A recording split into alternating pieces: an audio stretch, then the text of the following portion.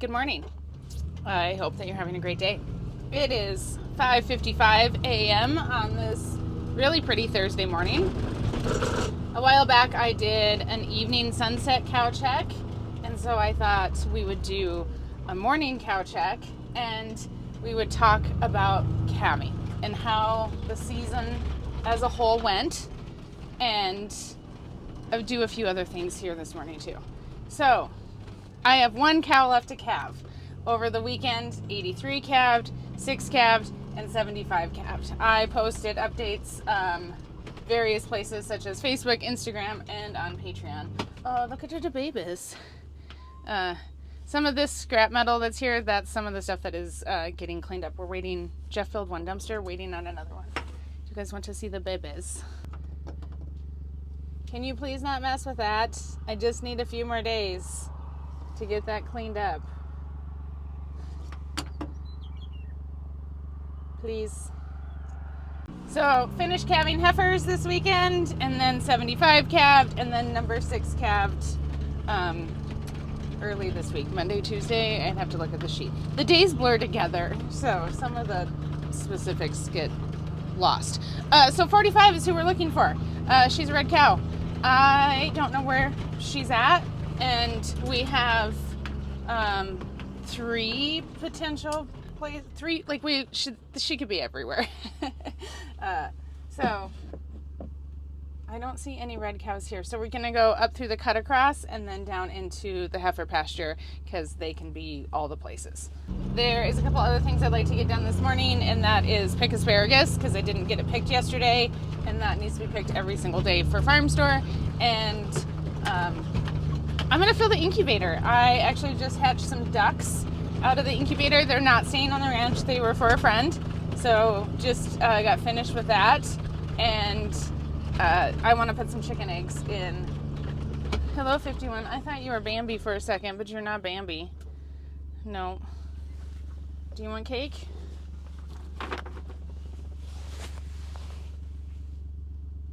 There you go.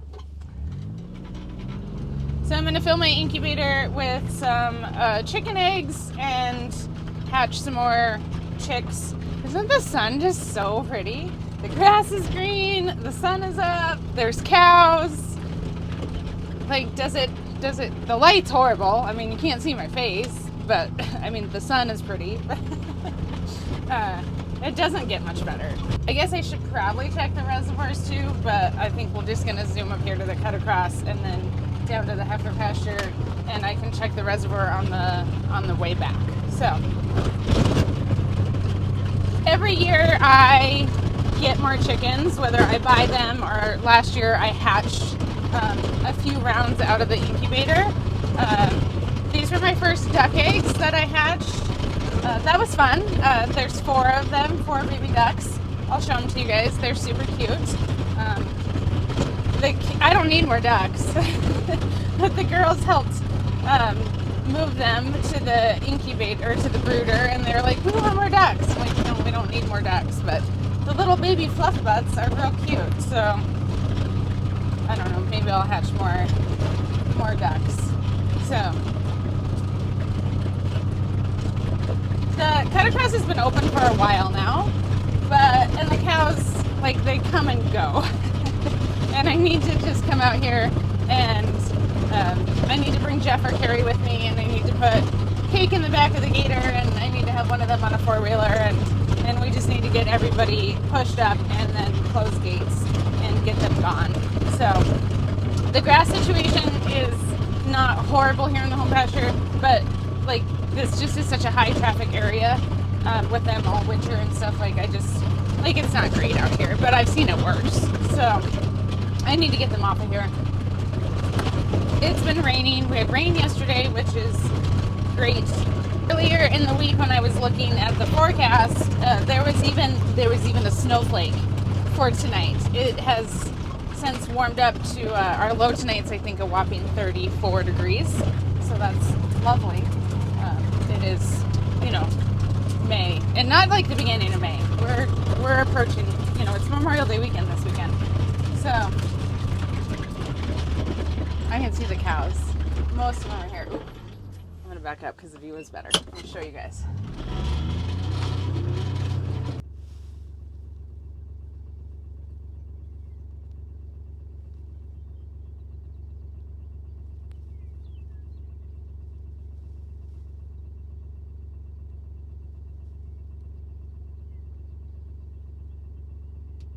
So they did take the snow out of the forecast for the evening, but it is supposed to rain. I think we're supposed to get like 3/10 of an inch tonight, or this afternoon and tonight.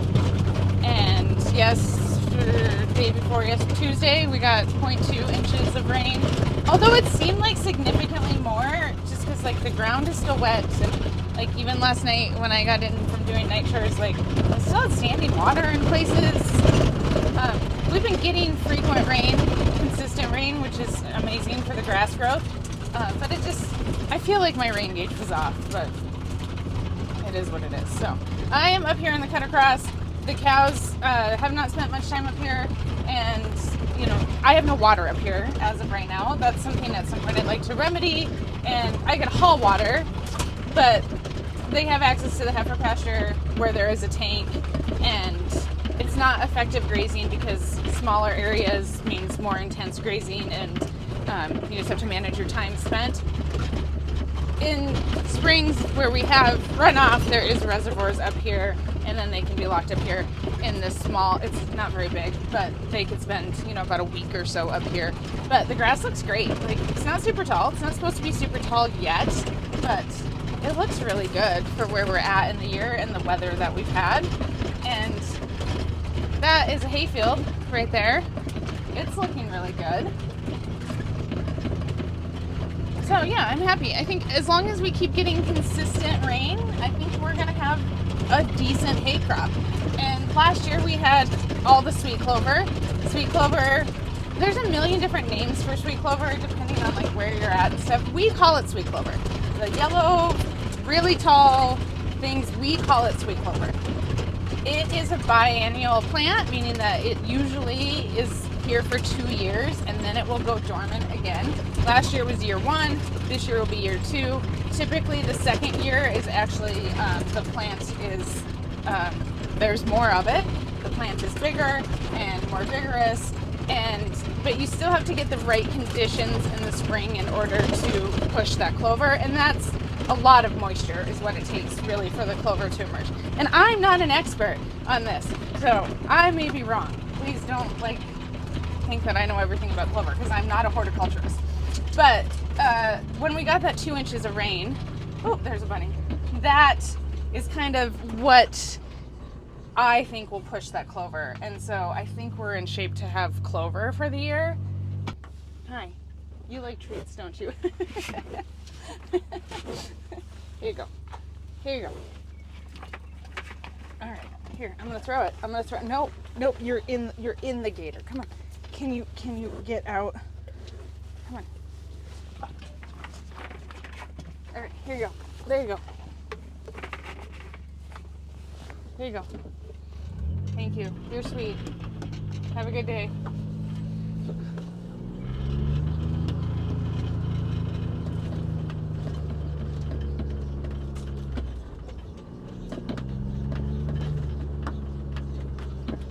Look at the babies. So pretty.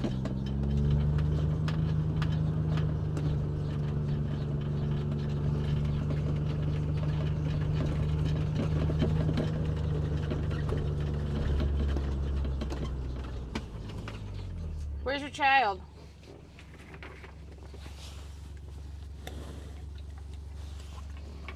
I'm gonna just apparently spend my whole morning giving cow treats. That's all right. We like giving cow treats. All right, we gotta mosey on. We got stuff to do. Oh, one of those is probably her kid. No tag babies. They're 75.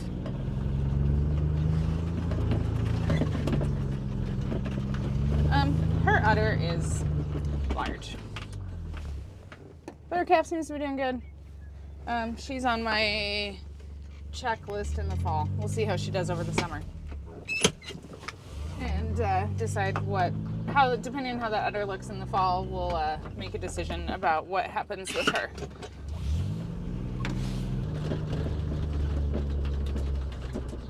I'm in pie.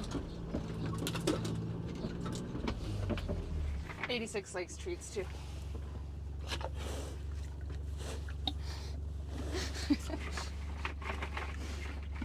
Here you go. There's a little pile. I gave you a pile.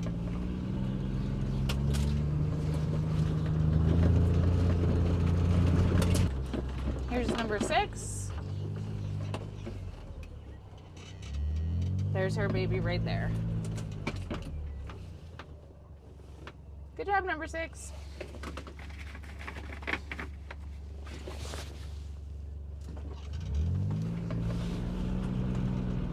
Okay, nobody go in the hayfield, please.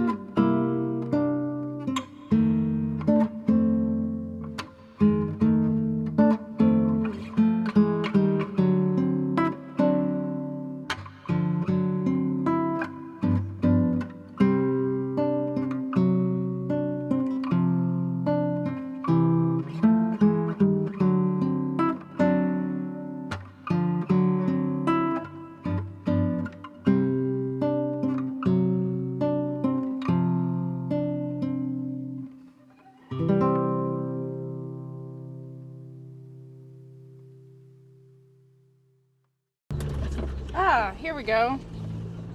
Hey, 45. Good morning. You look so radiant. Do you want cow cookies? You want some cake? Will you eat out of my hand? Maybe.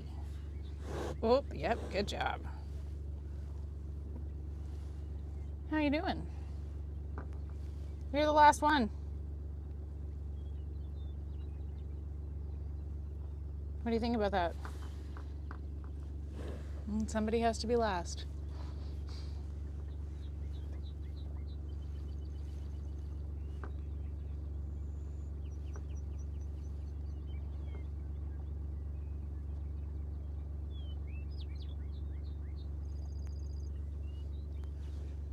Well, you're a very polite eater, unlike some of those other ones, and you actually chew it. All right, let's take a look at, her face is gorgeous, but I'm kind of want to look at the other side. Oh. If I give you a pile of cake, will you stand still? She does not have much of an udder yet, but it's more than it was a couple weeks ago. There you go.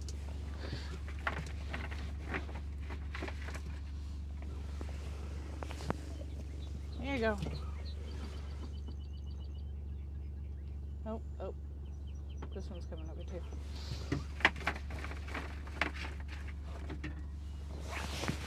More cookies. More cake.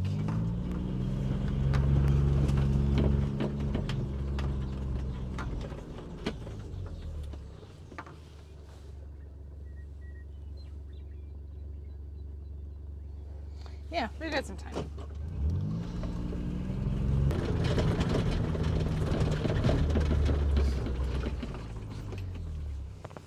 You guys don't need to go over there yet. You have all of this. You can stay over here.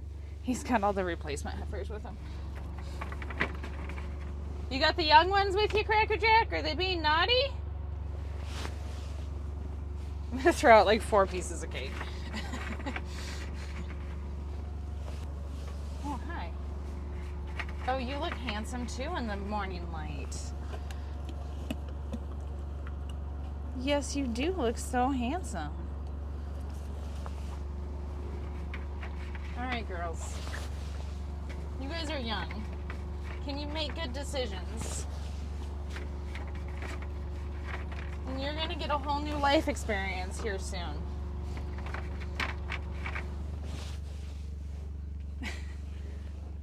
What are you doing?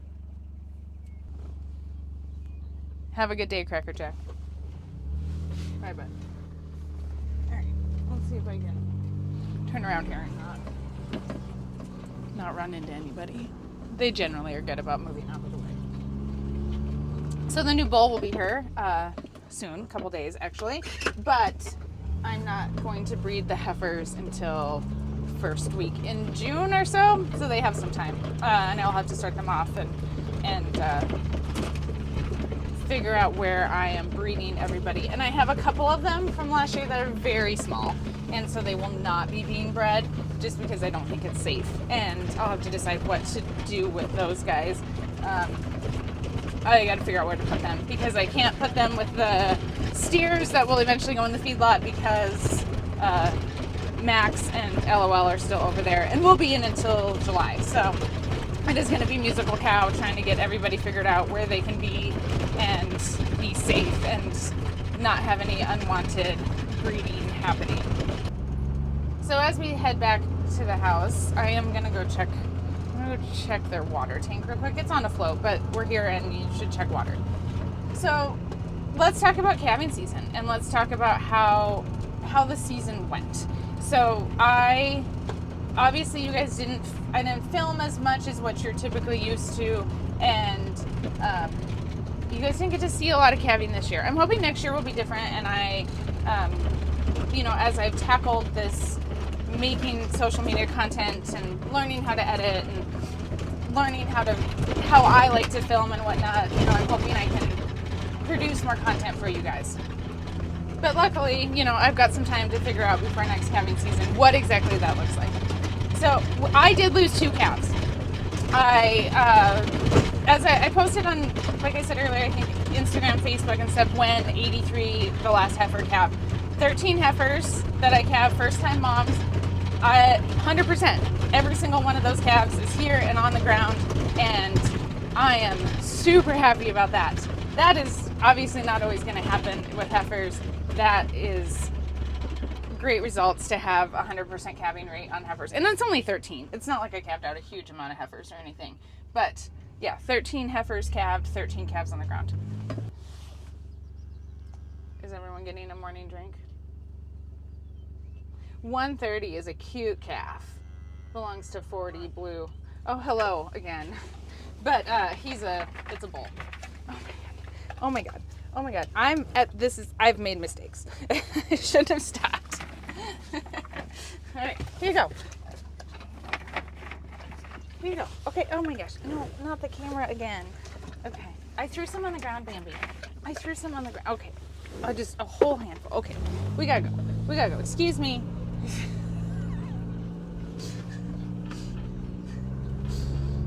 My hand is just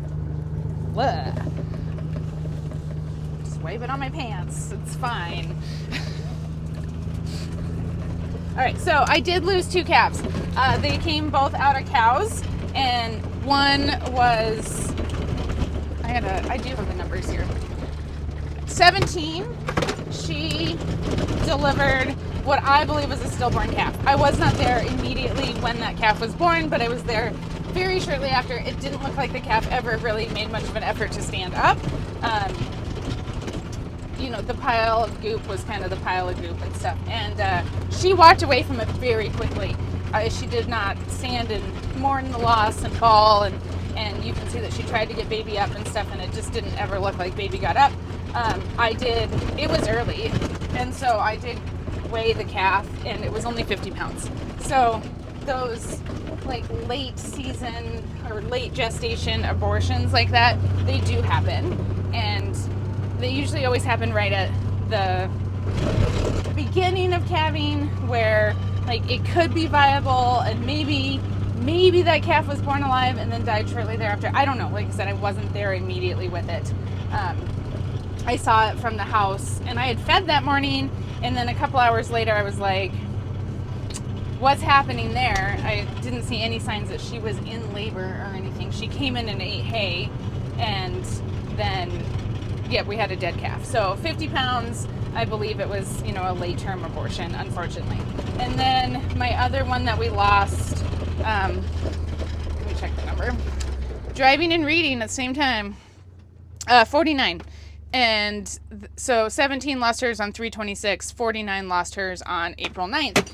And it was kind of the same thing. I knew she was in labor. We had been checking her. The weather was craptastic, and she was on like my watch list. I'm like, she's gonna go. And then when she finally did calve, it was born dead as well, and it was sloughing hair at that point. Like, you could pull hair off. I'm sorry, that's not very, it's gross, but it is what it is. So that means it had been dead in utero for some time.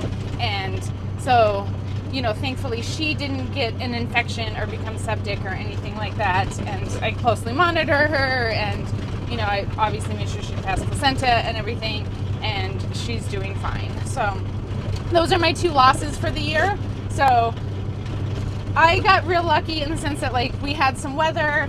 It wasn't like a perfect weather calving season. Like, we had the blizzard, I had lots of wind, and like today even, it's May and we got 34 degrees for a low and 20 some mile an hour winds and rain coming. Like, I had some craptastic conditions to deal with, not the worst, of course. And sometimes you get years like that. Sometimes you get years where the weather's really nice and it's not horrible to work with, and other years the weather just makes calving so difficult. So for the most part, I will say it was a pretty easy weather year, which is always helpful. But yeah, 2 losses. Obviously 45 still needs to calve, so I could potentially have one more, but that is, you factor in you always say you're going to have a 10% death loss. It's just kind of the industry standard. You're going to have a 10% open rate when you preg check in the fall. You're going to lose 10% of your calves. You have years where it's less, and you have years where it's more. That is less than 10%, losing the 2. Even if I lose 45's calf, if something happens to her, then I'm still below that 10%, and that's great. It won't always be like that. I'll have years where it's just not like that. So I am very happy about that. I'm very happy to have, my first like solo calving season under my belt. I was so nervous going into calving season, even though I had always been super involved behind the scenes and always, I helped pull calves, and I helped with medications and all those things, but I, just having the weight of the responsibility on your shoulders, it feels significantly different. And I am glad to have one season under my belt. And yeah, I learned a ton, and it gave me some ideas on what I want to do with the herd. Like, there are definitely some cows that I would like to cull because of bag issues. Like, I shouldn't have 3 bottle calves. That's a horrible percentage.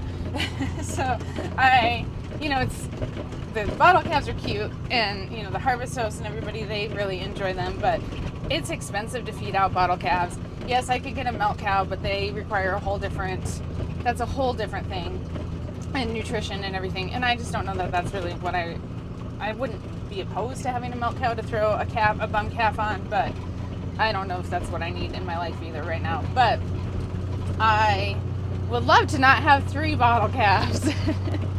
That is, they're great. I mean, like, Gertie and Gretchen are super cute. Chad is a pain in the butt. And obviously having bull bottle calves is not ideal. But it is what it is. I have live calves, and I'll do what I need to do to raise them up to be healthy animals and stuff. But I would love to, some of my cows with udder problems and bag problems and stuff, like, they need to be looked at and decided what to do with. And I want to get, Gertie's mom that wouldn't take her. That's can be somebody else's problem, or she can go into the feedlot. And there's a lot of really good cows out there, and I need to not have. There's always going to become problem cows. That's fine, but I need to try and eliminate some of that from my life if possible. Now, I can't just go out there and get rid of every single one that I think might be a problem, because I still need to have calves on the ground. But I have a list kind of going in my head and of who needs to maybe potentially be looked at in the fall. So we shall see. So one of the chores that gets done every single day this time of the year is to pick asparagus. It is asparagus season. I have a mature asparagus bed, meaning that it has been in production for more than 3 years, and so I can pick it for 6 weeks. Asparagus is it is an investment crop. You don't get anything the first year that you plant it. So I bought 2-year-old crowns. You do not harvest them the first year. The second year you harvest them for 7 days. The third year you harvest for 14 days. The fourth year you harvest for 6 weeks. So my green asparagus is at the 6-week point. And last year I planted purple asparagus. So we are harvesting for 7 days, which I think I've got 1 or 2 more days of harvest on my purple asparagus, and then done. So let's go pick asparagus. I have a bowl. Here is the asparagus bed, and this is garlic. And then I've got some herbs. Chives, that's tarragon. There's 3 things of rhubarb over here, and I have strawberries and a few other things in here too. My thyme died, which surprises me. Thyme doesn't usually die, but it died over the winter, so I need to replant that. So asparagus grows out of the ground like this. You can see I've already harvested from this plant some. There are some weeds, just ignore them, because obviously I am too. I have hoed the walkways, but I haven't gone and done a hand weeding because it keeps raining. So this will just keep coming up, and then eventually I will quit harvesting it, and we'll let it just do its thing so it puts more energy into the crown, and the plant will look completely different once it all of these get real bushy, and it gets really tall. But I just walk along and you just snap it off. So I'm looking for something that is 10 inches or so in length. And yeah, let's pick the asparagus.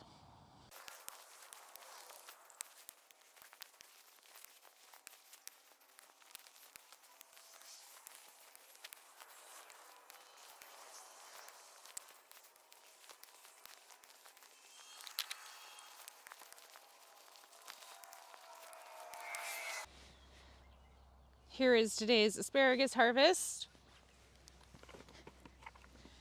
I don't know why some of them do this. Does anybody know why they do this? I haven't Googled it. I'm sure I could figure it out, but I haven't done it. Once in a while, you just get one that looks like that. Here's the purple asparagus.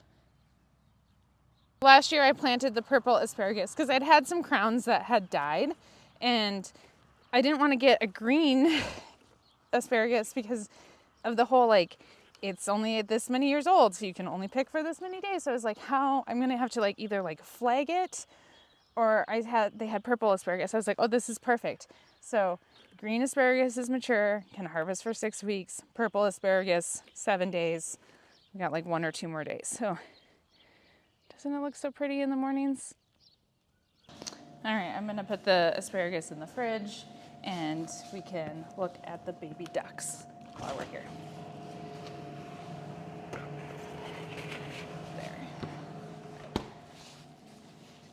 It's always nice to have baby ducks, baby chicks. It's it's just a part of springtime, so it's nice to get the brooder back out, and at night I can see the glow from the heat lamp. I'm like, oh yeah, we got stuff in the brooder. I just woke them up when I opened the door. They were having a little nap.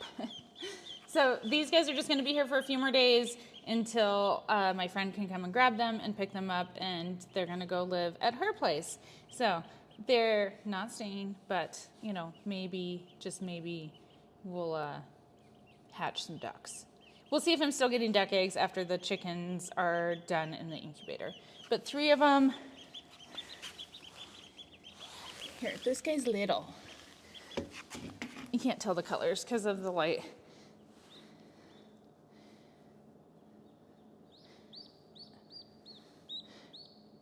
This one is different than the other ones.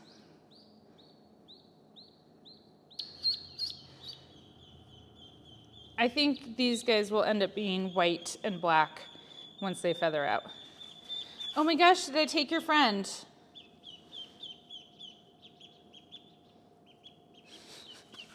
All right, go play. So I actually keep the incubator in the house, in the laundry room, because I need to check humidity a couple times a day. It needs to stay at a set temperature, and obviously the incubator has, a fan and heat in it, but it's not as warm out here in the shop. It would have to work a lot harder. I think we'd have a much more inconsistent hatch, although my incubator's not great. We'll talk about that. But I'm gonna head into the house, into the laundry room, and let's put some eggs in the incubator. We are supposed to cloud in today and get rainy and windy. So this is probably as nice as it's gonna be for the rest of the day.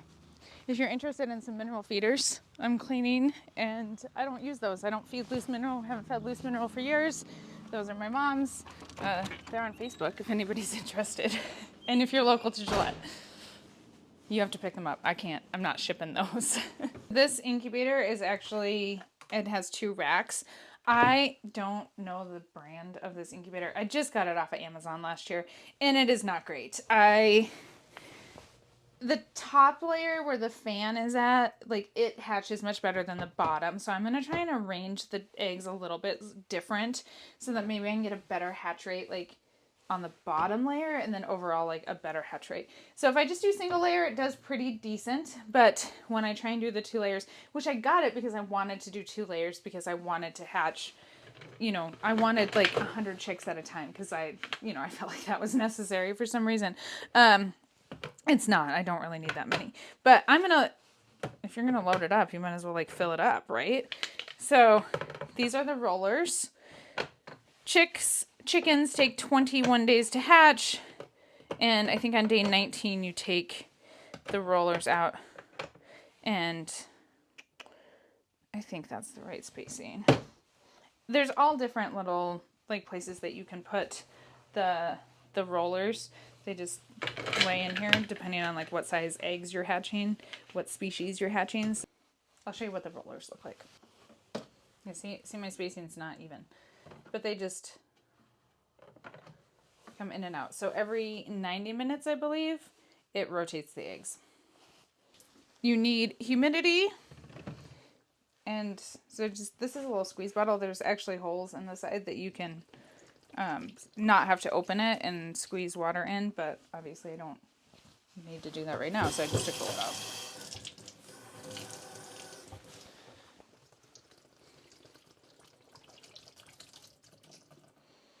So I've got a variety of unwashed eggs here, and I'm going for some of the more unusual colors. These came from chickens that I hatched last year that went to a friend's house, because apparently I'm a chicken dealer now. But these are more like greenish olivey color. And that is what I want to see what comes out of these.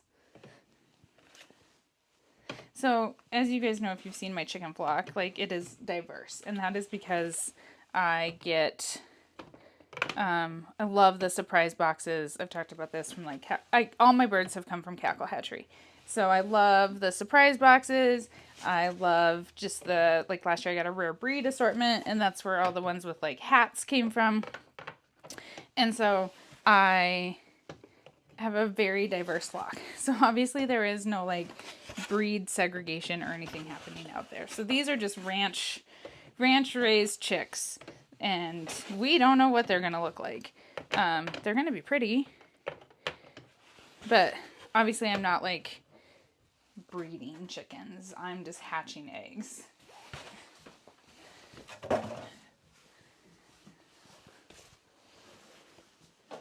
So I want like a whole rainbow of egg colors. Like that's what I'm going for. So I've got blue ones.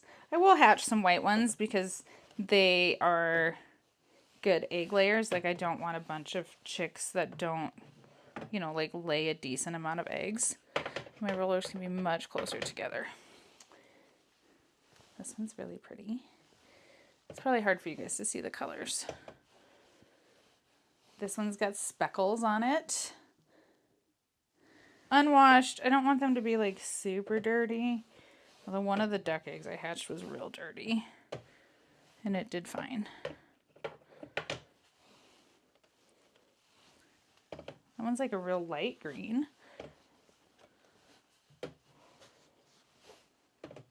What I'm really missing and what I want to get some, I want like some real dark egg layers. So some like black copper Morans or something like that. I would like something that lays a really dark egg. But maybe I'll get that out of this. This one's pretty dark, but there are chickens that lay even darker eggs. And that's what I'm missing from my rainbow. All right, here is the bottom layer.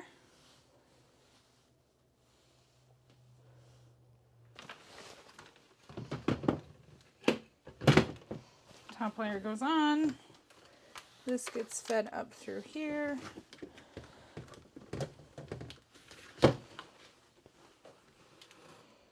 These two get plugged in together. So then this is the rollers so that they go together. I won't put this one in. It's too dirty.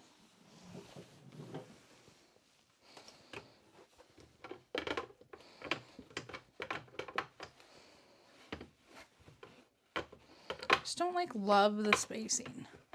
And why will it not go in? So bizarre. Whatever. It's not doing what I want. I feel like they're gonna fall off of that. So I'm just not gonna put very many in this top one. Like I usually fill the top one, you know, just as full as the bottom. But we're not gonna do that in hopes that we have a little bit better hatch. So I'm not filling the sides, and I'm going to leave more space between the eggs. There's another really dark one in here that I would love to get. Ooh, this one's pretty.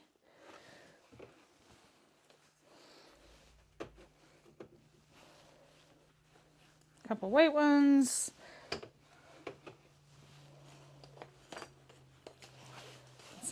Anything else super interesting in here? Yeah. This one's real light blue. Okay. This is what the top layer looks like. Much more space than what I usually do.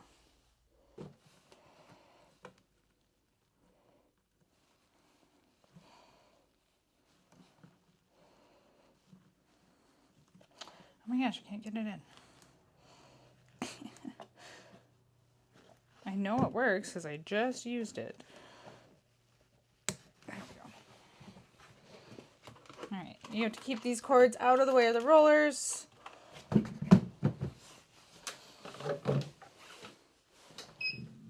There we go. Incubator is fired up. There's my cheat sheet that came with it.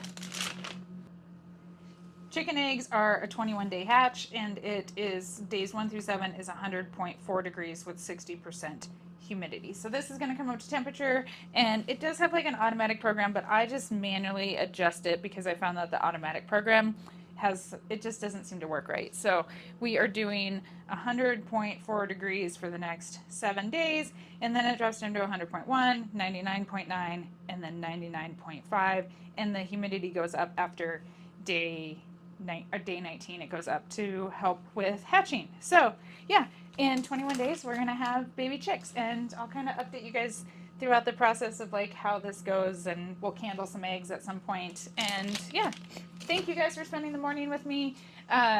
Beautiful sunrise. It is gonna rain, and I'm thankful for the rain. The wind's also gonna blow like 50, so hopefully this is our last like really crappy weather. I would love to not wear a coat. It is Memorial Day weekend almost, and I am ready to put coats and sweatshirts away, but moisture, so we'll take it. Have a great day. Thank you as always for being here. I appreciate you guys, and I will see you next time. Bye.